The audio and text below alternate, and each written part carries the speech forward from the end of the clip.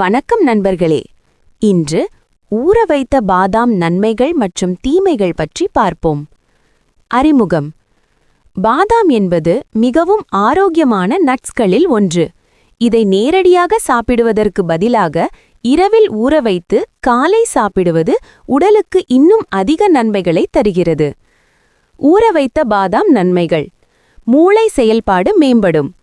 ஊற வைத்த பாதாம் நினைவாற்றலை அதிகரிக்க உதவும்.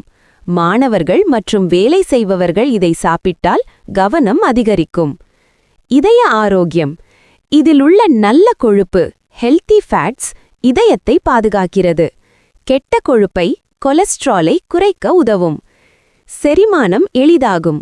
பாதாம் ஊற வைத்தால் அதிலுள்ள என்சைம் இன்ஹிபிட்டர்ஸ் குறையும். அதனால் செரிமானம் சுலபமாகும். உடல் சக்தி அதிகரிக்கும். புரோட்டீன் மற்றும் விட்டமின் இ அதிகமாக இருப்பதால் உடல் உற்சாகமாக இருக்கும். தோல் அழகு. பாதாம் சாப்பிடுவதால் தோல் மென்மையாகவும் பிரகாசமாகவும் இருக்கும். சர்க்கரை கட்டுப்பாடு. மிதமான அளவில் சாப்பிட்டால் இது இரத்த சர்க்கரை அளவை கட்டுப்படுத்த உதவும். தினமும் எத்தனை பாதாம் சாப்பிட வேண்டும்?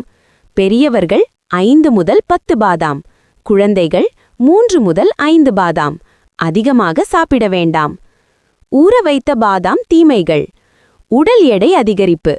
அதிகமாக சாப்பிட்டால் கேலரிஸ் அதிகம் இருப்பதால் உடல் எடை கூடும். செரிமான பிரச்சனை. அளவுக்கு அதிகமாக எடுத்தால் ப்ளோட்டிங், கேஸ் போன்ற பிரச்சனைகள் வரும். அலர்ஜி.